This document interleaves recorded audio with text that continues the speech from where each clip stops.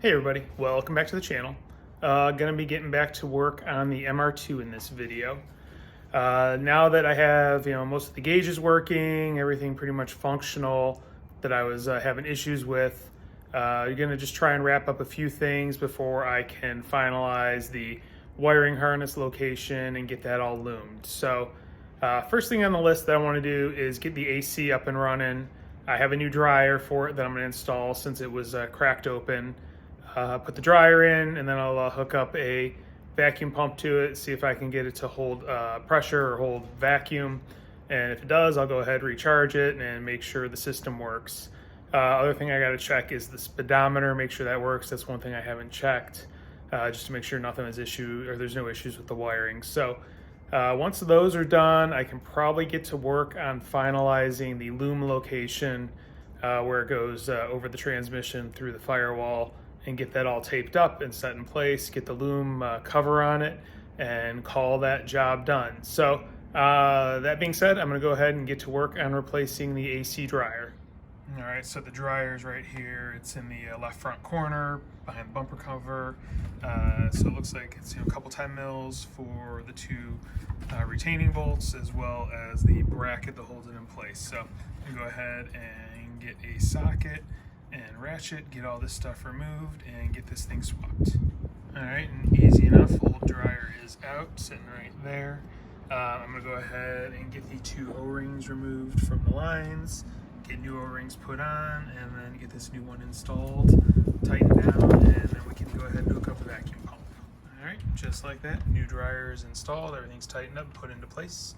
So it is time to get the vacuum pump and manifold lines all hooked up to the car. All right, and I'm sure you can hear the vacuum pump is running. Everything's hooked up and pulling down vacuum, so that is a good sign. So I'm gonna let it run for a little while. Then I'll close everything up and see if it sits at the 30 that it's on right now, and hopefully it will, and hopefully we'll be good to go, and then I can get this thing charged. All right, it's been an hour of sitting, and we're still at 30 below, so we are good. It's holding vacuum, so I can go ahead and get everything filled back up. All right, well, it has been a couple of days since the last clip you just saw. Unfortunately, something came up and I wasn't able to start messing with the air, or filling the air conditioning. And unfortunately, the temperatures dropped a lot here, so I'm hoping this works out. Good news is, as you can see, after 3 days and major temperature drop, the gauge still reads exactly the same, so there's definitely no leaks here, so that is awesome. What I'm gonna do is turn the vacuum pump back on, just to make sure there's no moisture or anything in the system again, since it's been sitting. There shouldn't be, based on it's still having reading negative pressure, but better be safe than sorry. So I'm gonna do that for about 15 minutes. At the same time, I've got the AC refrigerant cans sitting in front of a heater, trying to warm them up. And then I'll go ahead, fire this thing up, and try and charge the AC line. So that is what I'm up against right now. It's only about 32 degrees outside right now, so I'm not sure how well this is gonna work, but I'm gonna take a shot at it. Hopefully I can get the system charged. All right, while the vacuum pump's doing its thing, I went ahead and got the ECU mounted on the firewall. It's just been kind of dangling loose in the trunk area, so I figured it's finally time to get it mounted. Pretty happy with everything's working. So as you can see, this is where all the brackets line up, the bolt holes. There was one bolt like right around here in the firewall that I had to remove. You can see it laying down there. This wouldn't fit flush with it in place, so just a heads up, there will be one that you'll need to remove. And then, then I mounted the relay right there. I still will have to pull through the grommet, get that in place. Once I make sure the AC is working fine, as well as the speedo and any other electrical systems in question, then I'll go ahead and cut some of the unused connectors out of the 2GR harness that are just flopping around underneath the intake, and then get that all sealed up and loomed and finalized. All right, ran it for a good half hour just to make sure everything's good. Still at the whole -30 where it was before. So I've removed the vacuum pump, got the canister connector all set up. So I'm gonna go ahead and get this thing started, get a can of 134 attached and see if I can get this thing to fill up. All right, quick update. Been running about 20 minutes, car's up to temperature. This can is about empty. It's feeling really light, and I have heard the compressor cycle a couple of times, so we are on the right path. It seems like it is feeding, just taking it slowly. All right, well, slight problem with can number 2. I punctured it and nothing's coming out. I mean, it's still full. I don't know why. I've tried on and off multiple times with the fitting and opening and closing it, and nothing's coming out of it. So it's just a faulty can or something. I've had this once before with these AC Pros, so I'm probably going to just take it back to the auto parts store, see if I can get a replacement can. Good thing is, I mean, I know that the compressor is at least cycling now. It's been going on and off, so I know there's nothing wrong with the wiring. We're wired correctly, and that was the biggest reason I was trying to get this charged. I can always wait till it warms up and put a second can in at that point in time. So I'm gonna call this done for now. And I did check, put it in gear, in like 3rd gear, and the speedometer does work. That was the other thing I was curious about. So I think at this point in time, I'm pretty good with the electrical connectors and whatnot. I'm happy that everything seems to be working. So I think I can go ahead and now start working on getting the wiring harness cleaned up and loomed and finalized, and then get the final mount bracket in for the intake, and pretty much call the swap done as far as the wiring goes. All right, so back in the engine bay, as you can see, I got the intake pulled out. After this thing had been running for like an hour, I did crawl under it. There was one little tiny drop off of the return fuel line, and I checked it and it was just a little bit loose, so I snugged that up. So we should be good there as far as fuel goes. I went through and was just kind of cleaning up, trying to isolate wires. So you can see I've got a couple of wraps of Tesa tape on the main harness, just trying to keep that out of the way. I did put the boot back in the firewall as well, so that's in place. And then I have pulled out these couple of connectors that are transmission connectors. So what I'm gonna do is go ahead and snip the connector ends off. I know there's a couple things that are spliced together in this bundle here. This isn't hooked to anything, and this isn't hooked to anything anymore. So those, I'll go ahead, clean them up, snip off any connectors that aren't needed, cover them with tape or a shrink tube or something like that, just so they don't touch anything. And then I can go ahead, bundle them together, and get the main loom covering on this main wiring harness, and we will be done with the wiring. So that is next on the list. All right, so just to be safe, I went through Mark's videos again. It's the next day after the last clip you just saw. And yeah, I don't see anything that this connects to. I actually don't see this connector on any of his videos. It is part of like this loom that's for the transmission, ECU and whatnot. I don't know if maybe it was a backup light connector or something for the Sienna transmission, because it's part of the same loom that had the wire for the starter trigger. You can see the wire there that I previously snipped the end off of because I borrowed it and integrated it into the jump harness starter circuit. So anyway, so I think I can go ahead and cut this off, and then I'll go ahead and get rid of this connector.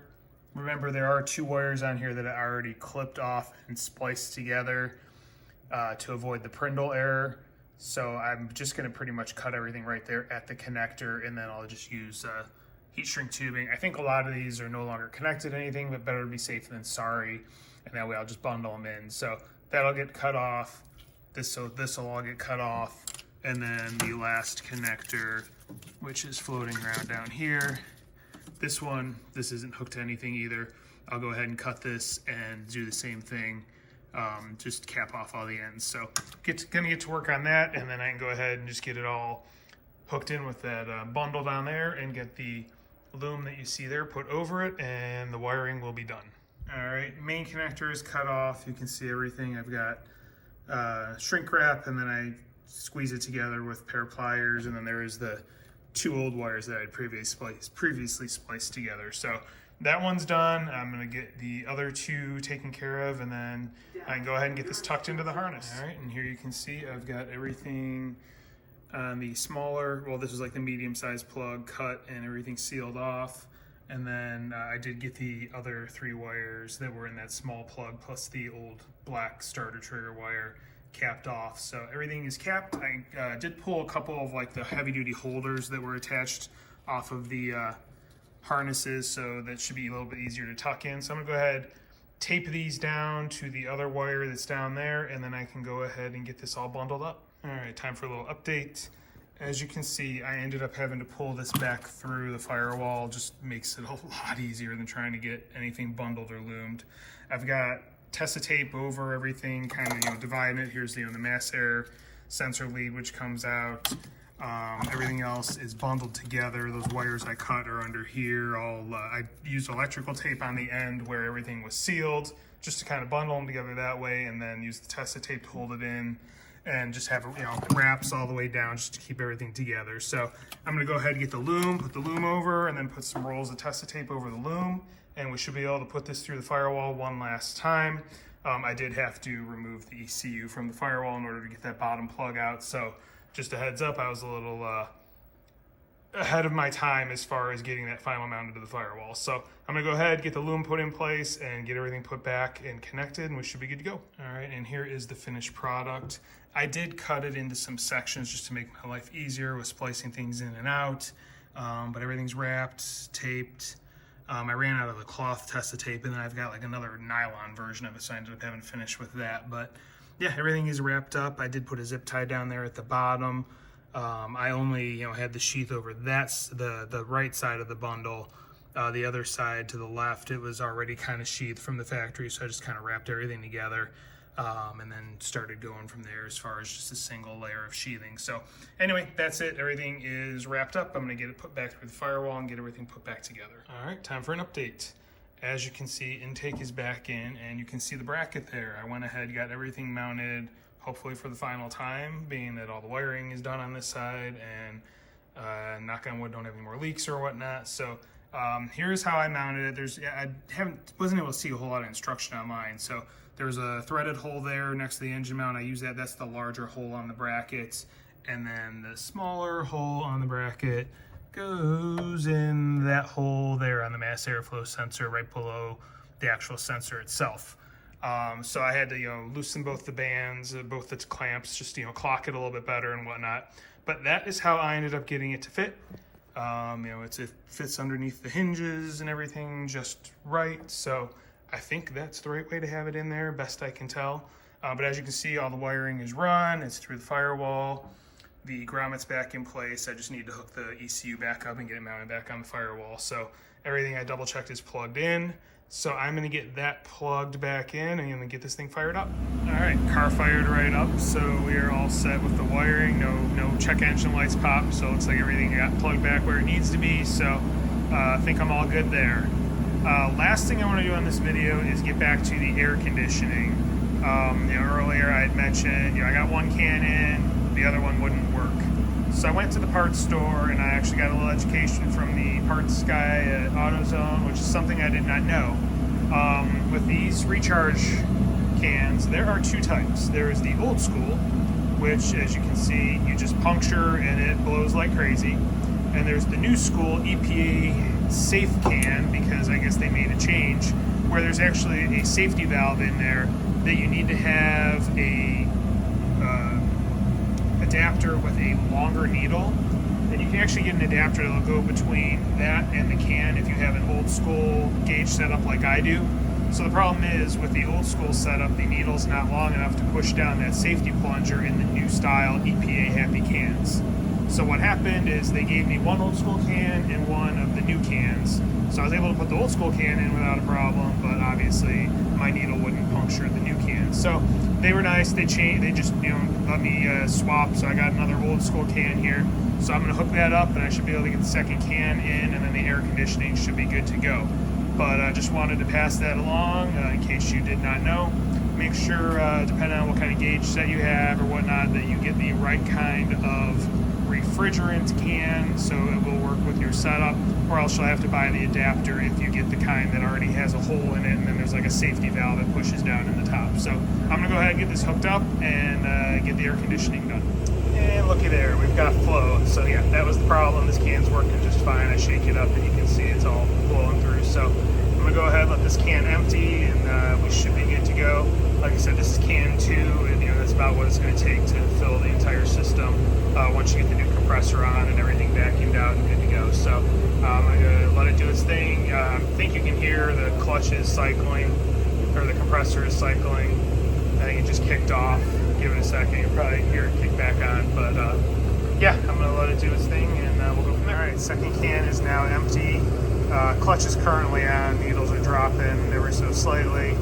So I'm pretty sure I'm good. It's like 40 degrees outside right now, so I mean, I've got a chart of roughly where it should be based on 134 and outside temperature. Looking at that and trying to adjust for it being about 40 degrees outside, I mean, I think I'm in a pretty good zone. I'm getting just below 100 on the high side, on the low side, and it's just staying probably around 30 is the max it's getting. So you can see it's, you can hear it, see it cycling. So it's, doing what it needs to do. It is absolutely ice cold inside the car. I mean, the true test will be when it gets warm outside, but that's not going to be for a while here in Ohio. So I think I'm going to call this part of the job done. I mean, if, when I get everything up and running and it's, the heat of summertime, it doesn't seem quite right, then I'll go ahead and double check again. But this is 2 cans, which, based on everything I read, that's what you should be putting in it. It is just the AC Pro again.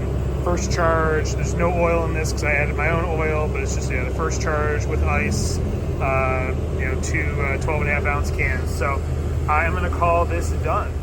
All right, I got the hoses removed, caps back on the 2 ports, and yeah, that is job done. With that, I think I'm going to call it time to close on this video. It's probably pretty long at this point in time, but again, successful missions, and that's what I'm trying to do here. So if you're enjoying what you're seeing, learning something, have some takeaways, please hit like, please hit subscribe, please hit the notification bell. If you have any questions, comments, go ahead, put them in the comment section. I definitely read and reply to everything I get. And yeah, that being said, thank you for watching and have a great day.